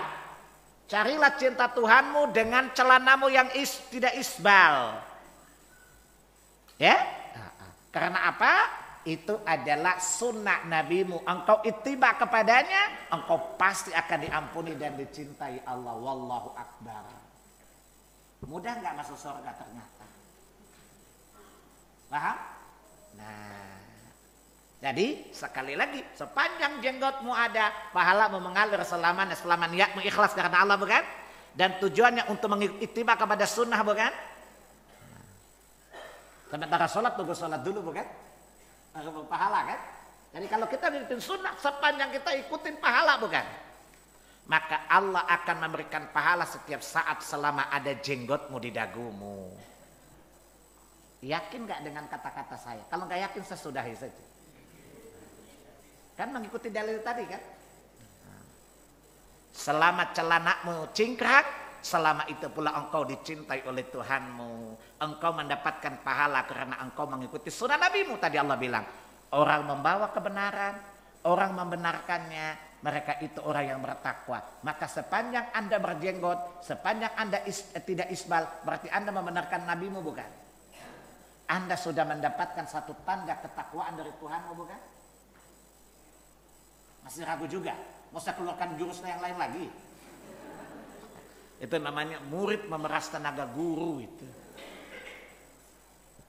Jadi biarkan orang. Nah, pertanyaannya begini. Kalau orang itu apa hukumnya melecehkan sunnah-sunnah Nabi, Pak? Ya. Baik. Ibu satu. Kalau yang bicara itu dia tahu orang yang mengatakan goblok, ya sholat berjamaah, ya Wahabi itu kalau sholat kan rapat kakinya karena meyakini nanti ada setan. Alhamdulillah kalau iblis sholat bersama kita. Apa kata iblis apa? Goblok. Apa respon iblis? Goblok loh. Mana gue pernah sholat, azan aja aku mampus. Jadi ketika orang mengatakan itu Wahabi kalau sholat kan rapat-rapat kakinya, ya karena meyakini bahwa setan akan melewati. Padahal di dalam hadis sahih kata Nabi, "Fawalladzi nafsi biyadih." Demi Allah yang jiwaku di tangannya, aku melihat setan lalu lalang di antara saf-saf kalian, sebagaimana anak-anak kambing yang lewat di celah-celah kalian. Nabi bersumpah loh, bahwa di antara celah yang jarak itu ada setan kan. Tapi orang ini malah nantang kan. Apa katanya? Alhamdulillah kalau iblis sholat bersama kita. Apa reaksi iblis? Saya cerita ke teman-teman saya anggota dia. Apa kata iblis? Goblok! Kaget iblisnya. Saking kagetnya goblok. Kenapa? Orang adzan aja gue lari terbirit-birit suruh sholat. Saya bilang orang goblok ketahuan gobloknya. Apa kata iblis? Lanjutkan bersama kita bisa. Ya pertama iblis kaget dulu.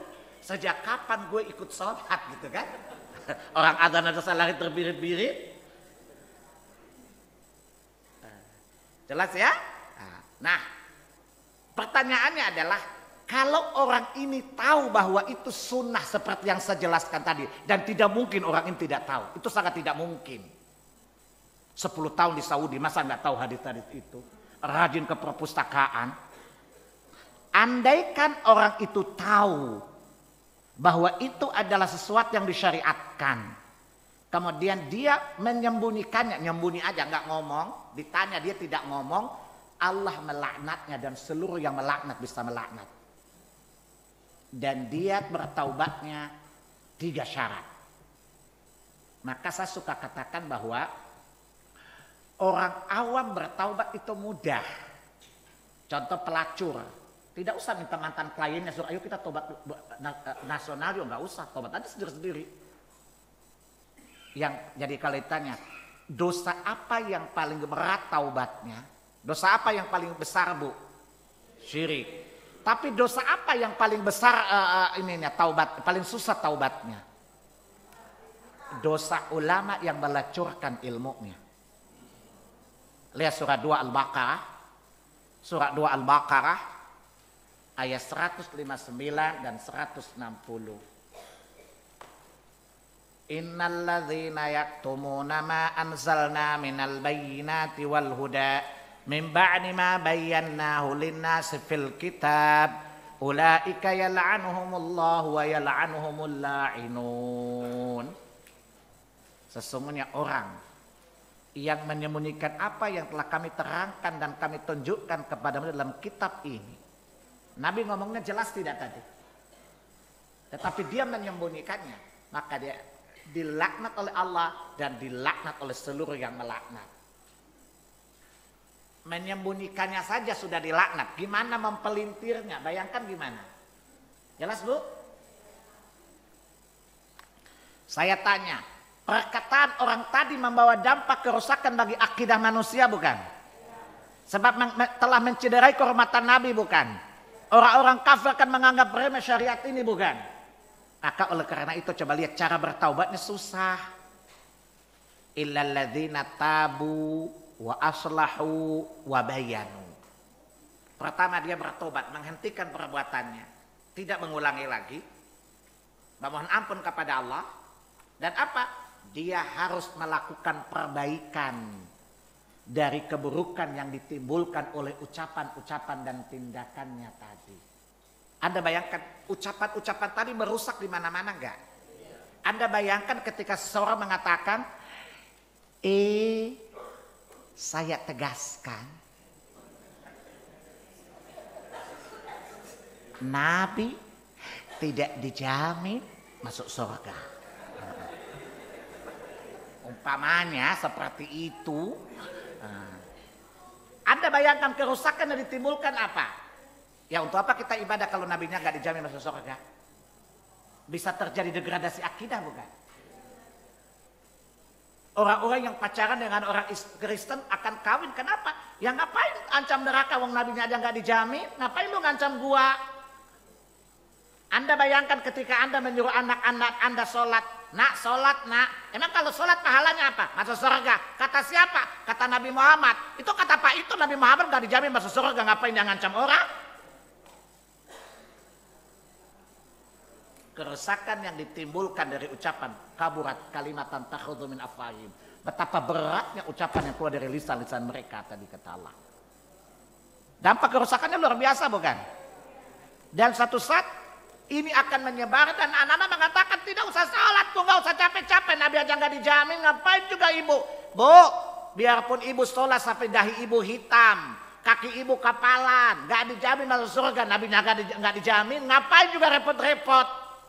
Dampak kerusakan yang ditimbulkan dan terjadi kerusakan. Lama-lama satu saat mengatakan, untuk apa kita di Islam kalau Nabi aja nggak dijamin? Cari aja Yesus juru selamat. Oleh karena itu mereka bertaubat tidak cukup individual. Mereka harus memperbaiki kerusakan yang ditimbulkan akibat perbuatan mereka tadi. Dan kita lihat mereka tidak pernah meralat kan. Wabayanu dan menjelaskan, belajar dari para ulama dahulu. Imam Al-Ghazali kitab Umur itu bermasalah bukan? Kitab tasawuf beliau bermasalah bukan?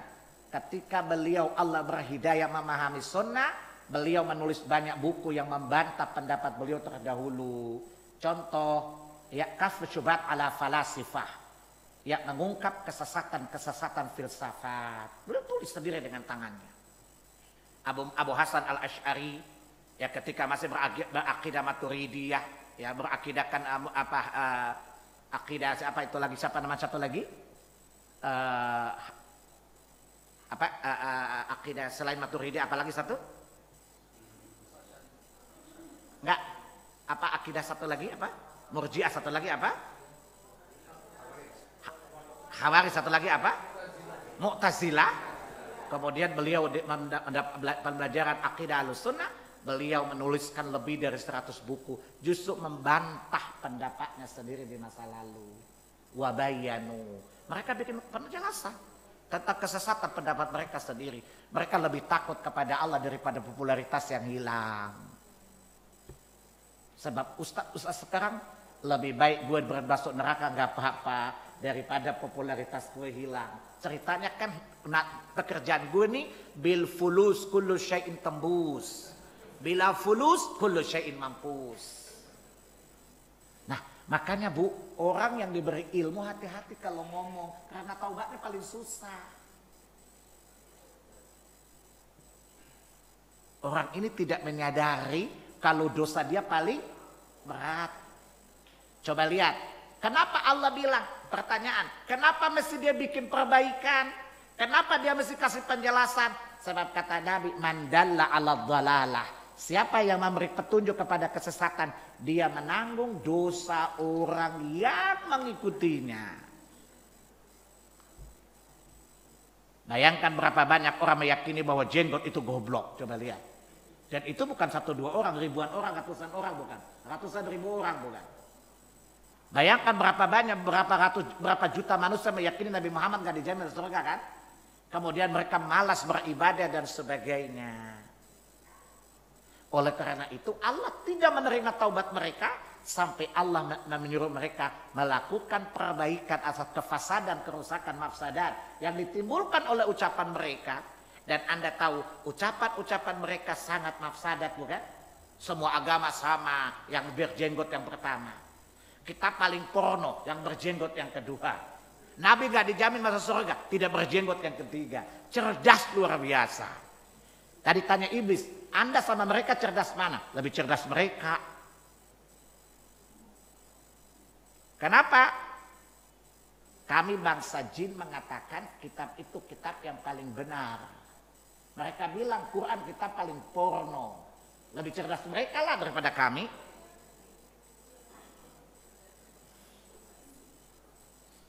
Itu yang pertama.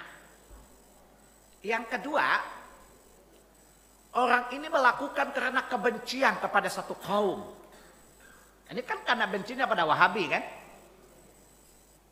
Nah, pertanyaannya adalah, maka kata Allah gini, orang ini telah berubah tabiat jadi anjing.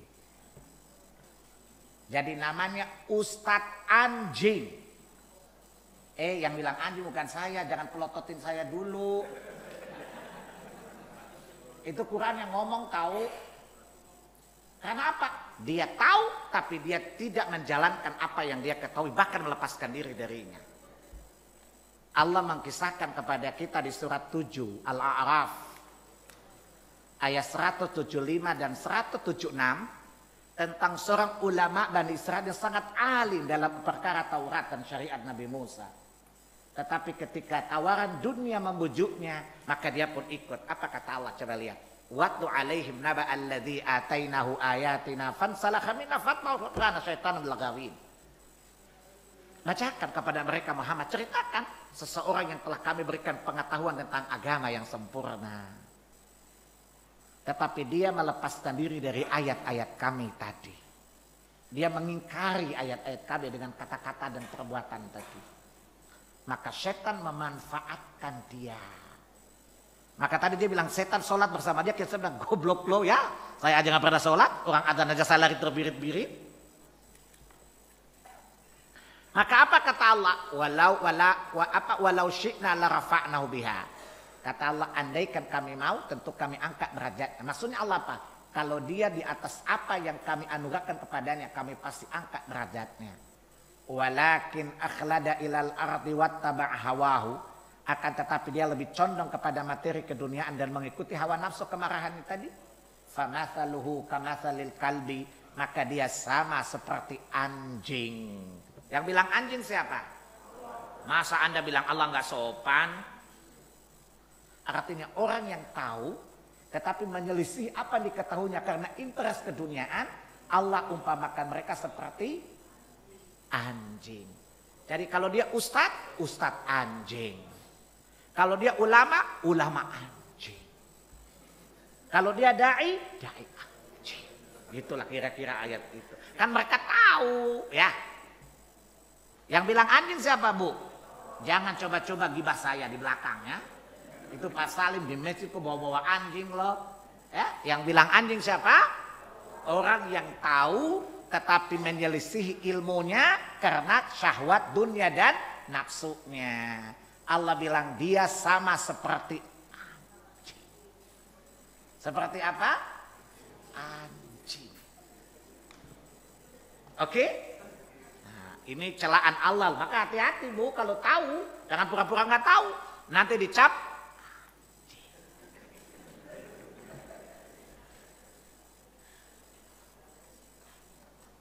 Paham kan? Ketiga, kita cuma hati-hati aja karena Nabi pernah menjelaskan dalam dialog kepada Hudzaifah ya. Kondisi yang paling buruk sejauh Nabi apa? Kata Nabi du'atun ala abwabi jahannam. Kata Nabi akan datang banyak duat, para da'i-da'i yang berdiri di depan pintu-pintu neraka. Hadits Bukhari Muslim dari Hudzaifah al-Yaman. Kan dia tanya, sesudah kebaikan ini ada keburukan? Iya. Sesudah keburukan ada kebaikan? Iya. Walakin fihi dakhanun, tapi ada dakhan, ada kabut padanya. Sesudah kebaikan berkabut itu ada datang keburukan? Iya. Kemudian Nabi jelaskan banyak lebar. Salah satunya apa? Kamu akan dapati banyak dai, tapi mereka bukan berdiri depan pintu surga. Mudah-mudahan kita tidak terkecoh dengan para dai seperti itu. Jelas ya? Yang terakhir, tadi saya tanya, mengatakan coba lihat, Nabi sudah bersumpah demi Allah bahwa sawu sufufakum, rapat luruskan saf kalian. Fawalladzi nafsi biyadih, demi Allah, jiwa yang ada, jiwaku di tangannya. Aku melihat setan lalu lalang di antara celah-celah kalian yang jarang safnya itu seperti anak kambing yang lalu lalang. Ini hadisnya sahih. Kan? Tetapi orang itu melecehkan. Alhamdulillah kalau iblis ini nantang Nabi enggak ini namanya? Menurut logika kita ini nantang Nabi enggak? Ini melecehkan Nabi enggak? Ini mempermainkan Allah dan Rasulnya tidak? Jawabannya, orang ini amalnya terhapus seluruhnya dan kafir. Kemungkinan akan jatuh kepada kekafiran. Lihat surat 18. Ayat 103 sampai 105. Surat berapa?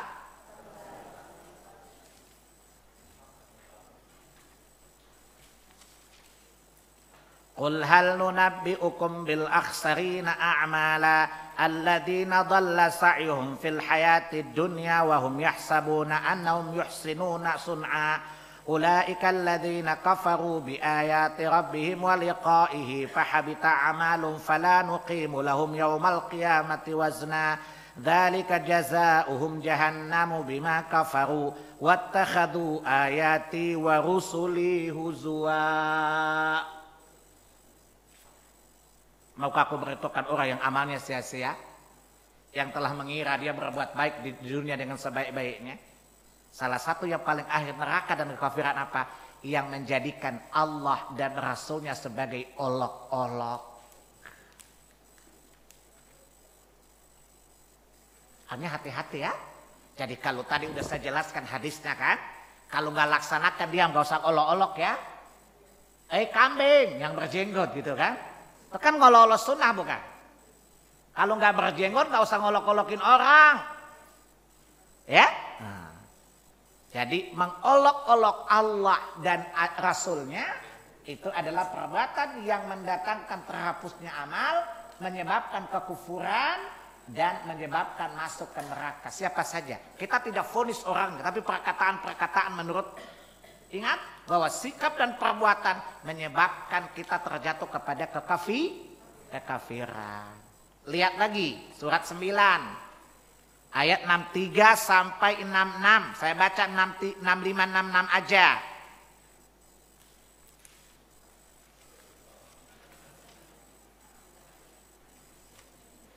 Udah ketemu belum?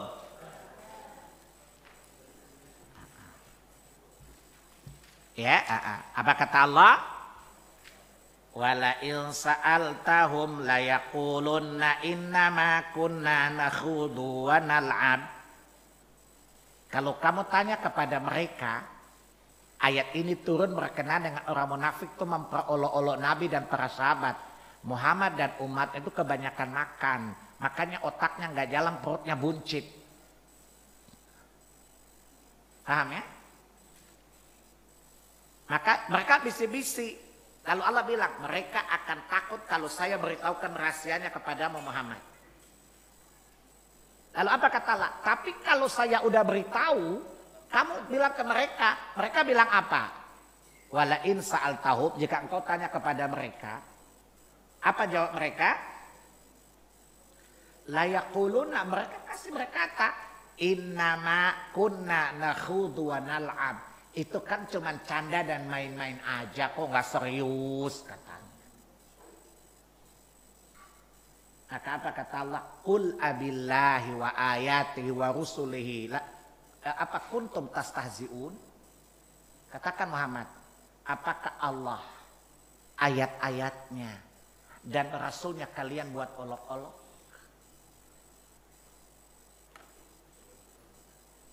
La ta'tadiru faqad kafartum. Kamu tidak usah minta maaf karena kamu sudah kafir sesudah beriman dengan perbuatan itu. Maka hati-hati memperolok-olok sunnah ya. Karena sama dengan memperolok-olok Rasulullah ya. Contoh sederhana Bu. Pernah ada orang ya bilang begini, Pak Salim, saya punya cerita, pasti Bapak ketawa deh. Saya bilang cerita apa? Belum cerita suruh saya ketawa. Emang saya tukang ketawa apa? Terus saya tanya, ceritanya apa? Ada pendeta sama kiai. Ya, begitu naik helikopter, si pendeta bilang, haleluya, kata Pak Kiai, jangan, ini helikopter. Begitu naik bus, Pak Kiai bilang, bismillah.